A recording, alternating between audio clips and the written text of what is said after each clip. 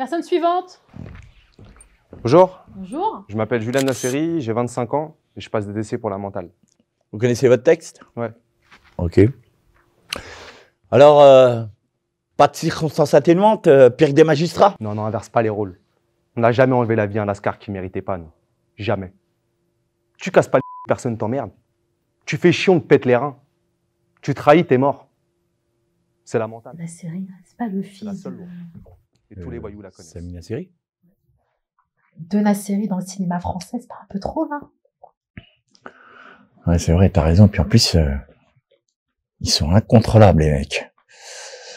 Ouais, c'est bon. Merci, on vous rappellera.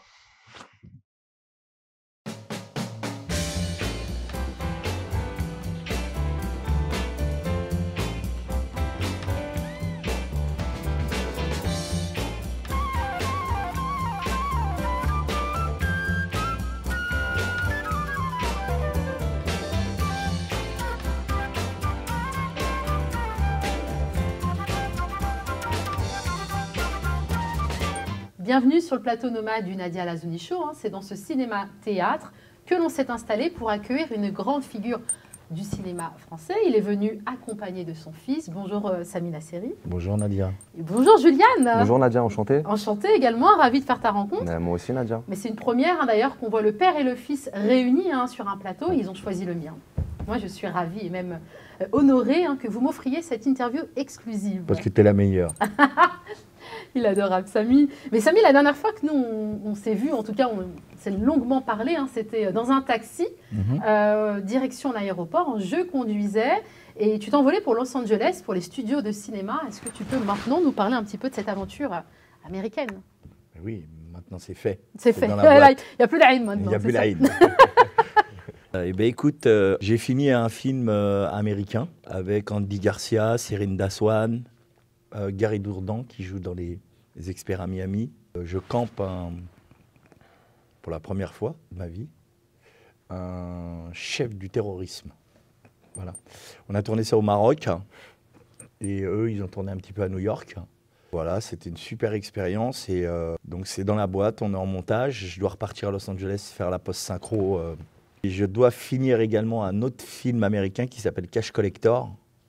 C'est une comédie avec Mike Starr, Michael Madsen, Angie Everhart. On a hâte de découvrir ça. Mais d'ailleurs, tu avais fait un petit détour par le Canada, il y a quelques années déjà, pour le film Identité, mais que l'on n'a pas forcément vu dans les salles ici en France. Ouais, production pourtant. Ouais. Alors, on l'a vu en streaming, on l'a vu piraté, et beaucoup de fois. On remercie ceux qui sont responsables du boycottage de ce film Identité de Samuel Tiverge, qui est un jeune Canadien très talentueux. Tu as aussi une actualité française assez chargée. C'est à se demander d'ailleurs si tu ne te réinstalles pas ici, puisque la dernière fois je t'ai quitté, tu vivais en Russie. Voilà. Je vis toujours en Russie. Et tu vis toujours en Russie, d'accord. Ouais. Chaque fois que je peux aller en Russie, j'aime beaucoup la Russie. Et mon frère Bibi aussi, comme je te l'avais dit la dernière fois, on est des grands amoureux de la Russie, même quand il fait froid. Donc on est revenu un petit peu. Là, je viens de finir le film de Mouloud Achour et de Dominique Baumard. C'est une comédie satirique avec Mathieu Kassovitz, Ludivine Sagné, Roman Frassinet et Anthony Bajon et beaucoup d'autres. Tu peux nous parler un petit peu du scénario de ce film? C'est encore un grand secret? Non, c'est Secret Story. Ok, c'est Secret Story. On a beaucoup parlé de toi là quand même, Samy. Moi j'ai envie de découvrir le fils que tu nous as présenté sur les réseaux sociaux. C'était l'hiver dernier. Ton fils qui est la plus grande de tes fiertés, c'est ce que tu dis assez souvent. Tu restes un fils d'eux, c'est comme ça qu'on te représente, comme on te voit et en tout cas comme on te perçoit. Est-ce que tu considères avoir hérité, on va dire, un peu du capital social de ton père, des avantages? Bien sûr que je suis avantagé sur plein de points, on ne va pas mentir, ça ne sert à rien de dire aux gens qu'on n'est pas avantagé. Bien sûr que dans ce métier qui est le cinéma, je peux... du moins, j'ai des gens qui essayent de m'aider parce qu'ils connaissent papa et parce qu'ils ont envie de m'aider et d'essayer de me faire réussir aussi.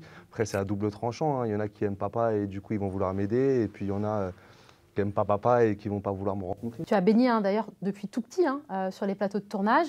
Il existe un moteur vraiment qui pousse les enfants à aller plus loin que leurs parents dans le même secteur. Est-ce que c'est ton ambition de dépasser le père? C'est dur. Parce qu'il est là, j'ai la vérité, je suis très honnête. Oui. C'est comme si, au niveau du football, il avait gagné la Ligue 1, la Champions League et la Coupe du Monde. Tu vois ce que je veux dire? Mais t'as que 25 ans. Ouais, mais que j'arrive déjà à voir ce qu'il a eu lui, vraiment, je pense qu'on ne peut pas faire beaucoup mieux que ce qu'il a eu. Non, il n'y a pas beaucoup d'acteurs français Non, qui c'est ont eu ça. vrai que Samy, je l'avais dit, hein, a ouvert quelque part les portes du cinéma français il y en a à pas qui me disent. toute cette génération Bien sûr. dite issue en fait de la diversité. Donc c'est clair que c'est un pilier, mais effectivement, comme le disait ton papa, tu as 25 ans et tu peux effectivement peut-être dépasser le maître. On ne sait jamais. Hein. Qu'est-ce qu'il en pense, le papa? Moi, j'en pense que au début, quand il a eu envie de faire du cinéma, d'abord, il tourne avec moi depuis tout petit. Donc, il a joué avec moi dans Taxi, d'accord. Il a joué avec moi dans Petit Ben, puisque j'avais besoin d'un fils. Il a joué avec moi avec Alexandre Arcadi, ça c'est enfant. Et là où je l'ai vu quand il était commencé à être ado, je l'ai vu dans le film de Roche Dizem, Bodybuilder. Et bon, il fait partie de ce petit groupe un peu canaille là, du film. Et franchement, j'ai regardé ce film-là, et c'est Gabin qui disait ça. Gabin, il disait, tu prends une photo, j'avais lu un truc quelque part, je ne sais plus où, tu prends une photo d'un groupe, et dans ce groupe, il y en a un qui va manger l'objectif. Non, c'est sérieux, je ne dis pas ça parce que Mais t'es les gens, là. après, ce qu'ils vont dire, les gens? Ouais, Non, ils disent ce qu'ils veulent, on s'en fout. Mais non, mais c'est sincère. Il fait pas de langue Les de gens, bois, on on fait le pas, connaît, les gens, ils Samy, sont, il est connu ouais. pour ça, hein. Sinon, je ferme ma gueule, je dis rien. Non, c'est vrai. Non, et quand j'ai vu ce film, putain, il est juste et en plus, il attrape l'objectif. Bon, et après, je le laisse raconter là, ses péripéties là, de ce qu'il nous a fait dernièrement. Oui, voilà, on va en parler de ce Ouais. court-métrage, puisque tu arrives fort, effectivement, dans le cinéma. Tu co-réalises, tu es aussi co-scénariste, ce court-métrage, et tu joues. On va en parler après. Moi, je vais encore parler de cette relation du fils et du père. Ça peut être effectivement un moteur, ça peut être aussi quelque part une pression. Comment on se construit comme individu lorsqu'on est le fils d'eux? Est-ce qu'on peut d'ailleurs construire une espèce d'individualité? On n'est pas toujours associé au père. Comment tu le vis au quotidien? Alors en fait, nous déjà, on a une complicité, si tu veux. On a tellement vécu de choses ensemble depuis petit que c'est un peu, je sais pas, tu me diras si je me trompe, c'est un peu comme mon pote, mon père déjà. Donc on n'a pas du tout cette relation de père-fils, si tu veux. Mon père, il va pas m'appeler pour me dire « Ah, qu'est-ce que tu nous as fait ?» Non, c'est pas du tout. Non, il va m'appeler, on va rigoler ensemble, il va me dire « Tiens, ça t'a merdé, ça c'est… » Et on discute vachement et on se dit les points positifs, les points négatifs. Et donc du coup, moi, j'ai jamais été… Non, j'ai jamais été envieux ou jamais voulu faire plus que lui. Non, déjà, si j'arrive à faire, comme je t'ai dit, un peu même parcours que lui, ouais, je serais le plus content, tu vois. Et ce qui est fou, en fait, c'est vrai que la ressemblance physique, elle est assez frappante, elle est même assez troublante. Ça te place, du coup, dans une situation de référence à tous les instants, à Samy. Ça ne complique pas les choses de trop ressembler à ton père? Ah, si, mais c'est une chance, il est beau gosse, non? Il est Bien sûr. Ouais, et puis c'est surtout que quand on arrive là, bon, on parle pour la France, mais on peut en parler aussi pour la Russie ou pour les États-Unis, puisque quand tu as fait un succès, comme c'est le cas un peu pour moi, et que tu te démerdes un peu en anglais, et quand bien même, tu parles pas super bien anglais, ils trouvent toujours des combines pour te doubler. T'as un fils. J'ai un fils dans le film. Prends mon fils. Pourquoi tu vas aller prendre un autre c'est le même. Tu vois, c'est des C'est trucs comme copie ça conforme. que ça aide. Et puis… Ouais, et en plus, il sait jouer. Alors après, je te dis pas, prends-le, j'ai le rôle principal. Non, essaye, fais-lui faire le casting. Viens, on te fait des scènes. Et il y a une vraie complicité, il y a une vraie alchimie, il y a un vrai feeling. C'est mon fils. Ouais, c'est ça. Et puis, il peut jouer mon frère aussi. Donc ça nous a servi à diverses reprises. On a fait des castings. Bon, il y en a qui ont marché, il y en a qui n'ont pas marché. Ouais. Mais C'est le jeu, exactement. Ouais. Et puis d'ailleurs, comme tous les acteurs, je veux dire, c'est Bien assez un sûr. usage un petit peu dans la profession, effectivement, de demander à jouer avec le fils, parce que comme tu disais, il y a un lien, quelque chose de très naturel. C'est aussi, le cinéma, c'est des productions, c'est des gens qui mettent beaucoup d'argent dans leurs films, mais en général, ils veulent être sûrs de leurs films, tu vois. Donc lui, il a beau dire, allez, c'est mon fils, les gars, je vous jure, il envoie. Non, les mecs, ils veulent quand même te rencontrer, te faire passer, ce qui est normal. Et c'est pour ça que quand tu me dis des avantages, oui, il y a des avantages dans le fait que tu peux rencontrer des personnes et que ça va t'aider. Mais après, si t'es pas bon, t'es pas bon. Et pour terminer encore sur votre relation, moi j'aimerais bien savoir, Juliane, Ouais. quel enseignement tires-tu finalement de la carrière de ton père? Des choses que tu aimerais faire comme lui ou au contraire ne pas faire? Comme lui, bah, j'aimerais bien faire 54 films. Mais vraiment, c'est tout le mal que tu peux me souhaiter à n'importe quel comédien, vraiment, parce que Et puis les boulettes, il ne faut pas qu'il fasse les mêmes boulettes. eh Moi, ben, les moi, je suis boulettes, le premier. c'est l'entourage. Je suis le premier, moi, à lui dire, alors je suis peut-être rabat-joie des fois, mais comme je sais que moi, je les ai faites déjà, je parle juste au niveau du métier, du travail. Je pense que tu devrais aller là, parce que moi, je l'ai fait l'erreur. Donc, je suis le mieux placé, et comme il est intelligent, non, il va m'écouter. Et Juliane, quelle est la plus belle chose que ton père t'ait léguée?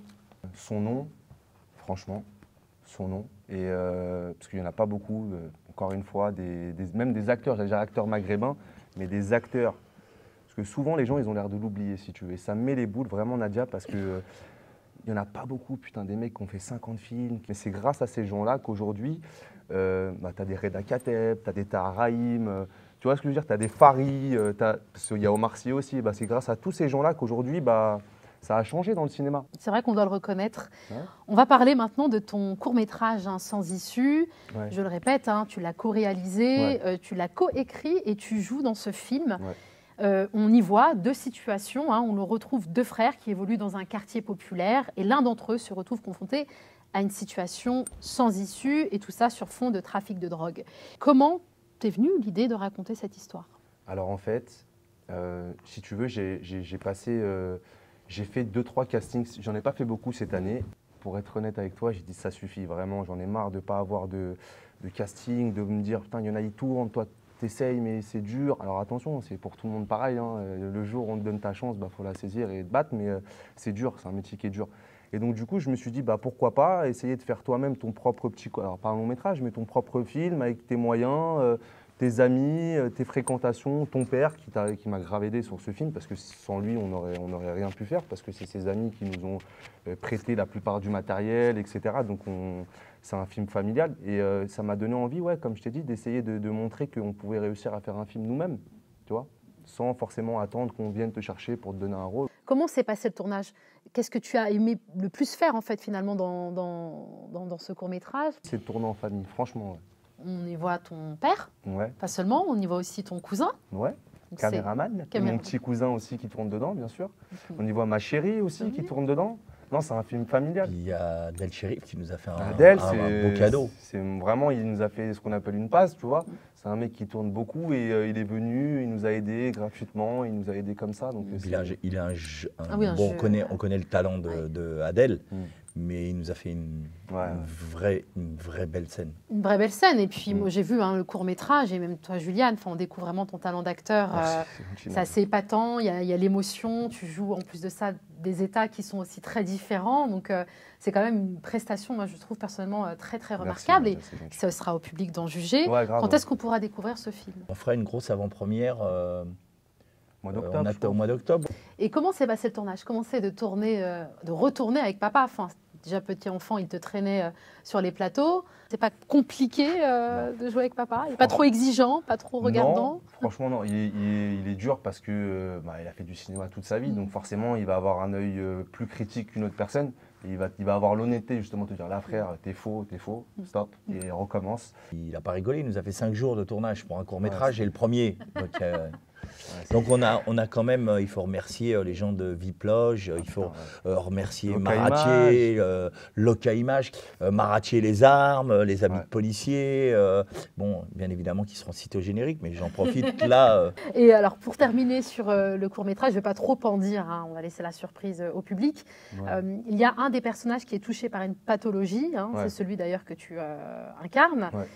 Moi j'aimerais connaître ton rapport à cette pathologie dont on ne parle pas beaucoup, tu le fais, justement, tu portes ce problème à l'écran. Est-ce que c'est tiré d'une expérience, peut-être pas personnelle, de évidence non, mais autour de toi, qu'est-ce qui t'a sensibilisé à cette maladie? Moi, j'ai eu à l'école un garçon qui était dans une classe, pas dans la même classe, mais en fait, si tu veux, il y avait des semaines différentes et des fois, on était ensemble dans la même classe. Et ce garçon, il souffrait de cette maladie. Alors, à un faible degré, mais ça se voyait parce qu'il avait beaucoup De toc. de TOC, mais des TOC, c'est différent. Il avait vraiment des problèmes et ça se savait. Et ce garçon, il a souvent pris, le pauvre. Et aujourd'hui, je pense à lui, je me dis, j'espère que ça va bien, parce que ce mec-là, il a morflé durant son adolescence, il se faisait critiquer, alors il était juste malade, le pauvre. Et comme les enfants, souvent petits, on est cons, on est méchants, et cette maladie, elle m'a toujours touché. Ouais. Souvent dans la rue, on les voit, on se fout d'eux, alors que c'est des gens qui sont en souffrance, ouais, et qui ne contrôlent pas ce qu'ils font. Et on n'a pas le remède. On n'a pas de remède, malheureusement. C'est des cachets pour te mettre KO, mais on n'a pas de remède. Voilà, on va te shooter pour que tu paraisses à peu près normal. Mais... Oui, c'est une maladie qui confine au désespoir. On a quand même longuement parlé de Sans issue. Moi, j'ai envie maintenant qu'on parle d'un autre grand projet qui arrive, si tu l'autorises. Hein. Bien sûr, La Mentale, la suite, ouais. pensée par Juliane Nasseri. Pour rappel, les Nasseri, ce n'est pas seulement le père et le fils, c'est aussi Larbi, le scénariste du film La Mentale, un film culte des années 2000. La Mentale, c'est la loi de ceux qui vivent au-dessus des lois, un véritable code d'honneur des truands, savoir se taire, protéger sa famille, jamais trahir. Que représente pour vous, Samy et Juliane, Juliane et Samy, ce code d'honneur, vous qui êtes de deux générations différentes? Il fut un temps, ce code d'honneur était d'actualité et respecté. Il ne l'est plus. Mais on a connu cette époque, pour ma part, et puis ceux qui sont plus vieux que moi. C'est vrai. Je laisse Juliane écrire, ils sont à deux à écrire. On va mettre la nouvelle génération, on va incruster tout ça. On sait que ça avait été un gros carton en vidéo et qu'il y a beaucoup de jeunes et moins jeunes qui nous demandent à tous les coins de rue, c'est pour quand La Mentale 2. Exactement. Donc il l'a dans les mains et c'est... Ça fait 4 ans en fait que je veux faire ce film et que je vais voir Tonton Bibi et que je lui dis tonton, putain, ce serait bien qu'on fasse ce film, tu veux pas qu'on essaye d'écrire ensemble? Et tonton, il a plein de projets, donc il est occupé sur tout ce qu'il écrit et du coup, il n'avait pas le temps qu'on l'écrit ensemble. Papa, il a des projets, il tourne, donc il n'était pas à fond dedans. Et c'est vrai que depuis que j'ai fait ce court-métrage, ils me font un peu plus confiance, on va dire. Je ne sais pas si je me trompe, mais ils me font plus confiance dans le sens où quand je leur ai dit il y a un an, voilà, je vais faire mon cours et je vais écrire La Mentale, ils me disaient oui, écris ton cours, fais La Mentale et on verra. Et là, j'ai fait mon cours, j'ai réussi à faire mon cours et j'ai finalisé La Mentale et du coup, maintenant, ça commence à être plus concret. Alors attention, on va réécrire grâce à Tonton Bibi, mais l'histoire, elle est totalement différente. C'est-à-dire que j'ai écrit une histoire... Il y a la nouvelle génération. Voilà, c'est une histoire qui sera totalement différente. C'est réactualisé, quoi. Avec la plume de Tonton Bibi pour mettre les dialogues comme il faut, parce qu'il sait très bien le faire. Et ça, c'est un métier, comme je disais tout à l'heure, d'écrire des dialogues, c'est très compliqué. Après, d'écrire une histoire, c'est facile. Enfin, c'est pas facile, mais on a su le faire. Écrire des dialogues, c'est plus compliqué. Et qu'est-ce qui t'a marqué dans ce film? Pourquoi ça t'a donné envie, finalement, d'accoucher d'un deuxième La Mentale? En fait, ça a toujours été mon film préféré, je te jure. C'est pas parce que c'est le film de ma famille, c'est juste que c'est un film qui pour moi, se rapprochait tellement de la vérité que tu es obligé d'accrocher à ce film. Il y en a plein qui sont clichés, qui essayent de jouer un petit peu film de voyous, mais ça n'a pas été écrit par des gens qui l'ont vécu, si tu veux. Quand on parle du fourgon blindé dans La Mentale, c'est une vraie histoire, c'est quelque chose qui est vraiment arrivé. Donc du coup, ça m'a toujours plu. Et puis il y a des scènes qui m'ont traumatisé. Papa, quand il meurt à la fin... les deux mecs, quand ils sont... Du coup, ils ressuscitent ou pas, Samy, dans La Mentale 2? Ça, on laissera, comment ça se passe? Ça, on laissera le doute. On laissera le doute planer. Ouais. La Mentale, c'est aussi un film que l'on pourrait résumer par « On n'échappe pas à son destin ». Samy, Juliane, est-ce que l'on peut échapper à son destin ou pas? Bon, nous, on a une double culture, puisque ma mère est française et mon père maghrébin, algérien. Donc d'un côté, on a maman qui était catho, papa qui est musulman. Donc chez nous, les musulmans, on dit c'est écrit, c'est le destin. Ton destin, il est écrit. Donc si on part de ce principe, on dit que tout est écrit. Sans parler de religion, je pense qu'il y a une sorte de karma et que si tu t'en écartes et que si tu joues au malin, un jour ou l'autre, le destin ou le karma, je ne sais pas, appelons ça comme on veut, il te rattrape et soit il te tend la main ou soit il t'en donne une bonne. Moi, je ne suis pas forcément d'accord. Mm-hmm. Non, moi, je crois que tu le crées, ton destin. En fait, je pense qu'aujourd'hui, Ah, c'est sûr, excuse-moi, je te ouais, coupe. t'as beau avoir ton destin qui est tout tracé, si demain t'as un mec, t'es motivé dans ta vie, t'as pas envie de... Je suis d'accord là-dessus. Il faut aller chercher ta chance, on en parle souvent de ça. Peaufine ce que j'ai dit juste avant. Il faut aller chercher ta chance, aller ouvrir la porte parce qu'ils ne vont pas venir te chercher. Si tu ne vas pas le chercher toi, il n'y a personne qui va t'appeler, tu vas dormir, le téléphone, il ne va jamais sonner. Jamais. Donc ton destin, tu vas le chercher. Mais quelque part, je dis qu'il y a des trucs qui sont écrits, il y a un karma, il y a un truc, tu as fait ci, tu as fait ça. Ouais, tout se paye. Ouais, tout se paye et tout se gagne. Ouais. Mais c'est sûr, je suis d'accord avec. Si tu ne vas pas le solliciter, il ne viendra pas tous les matins te toquer à ta porte. Ça va être un terrain d'entente là. Ouais, on a trouvé. Ouais, C'est voilà. super. On va terminer cette émission, on va vous laisser quand même partir. Vous avez des agendas très chargés. Merci infiniment vraiment Merci à toi, Juliane, Nadia. c'était un plaisir de faire ta Merci, rencontre. Et Samy, c'est toujours un bonheur de te recevoir sur le plateau du Est-ce Nadia que je Lajouni peux te Show. demander une petite faveur avant de se quitter? Toujours. Je voudrais te présenter quelqu'un. Très bien. Elle est là, Ah, ok. avec nous. Moon, tu peux venir 2 secondes? Bah, c'était pas prévu, mais c'est voilà, l'ambiance très spontanée et familiale avec les Nasseri. Alors, je m'appelle Mounia Moula. Donc, j'ai 35 ans et je suis ce qu'on peut appeler une femme d'action. Voilà. Juste pour dire, elle vient de finir le dernier James Bond. Moi, On n'en dit pas plus? On n'en dit pas plus. Info ou un toc? Info ou un tox? On laisse la surprise au public. Merci Samy, merci Juliane, Merci à toi, merci Nadia. Moon. Merci à tout le monde. Merci à l'équipe. Merci à l'équipe, merci aussi au Centre Curial, à Sadia Diawara, le directeur de ce centre qui nous accueille bien gentiment. On se retrouve très bientôt avec un invité que vous allez aimer, on en est sûr. À bientôt.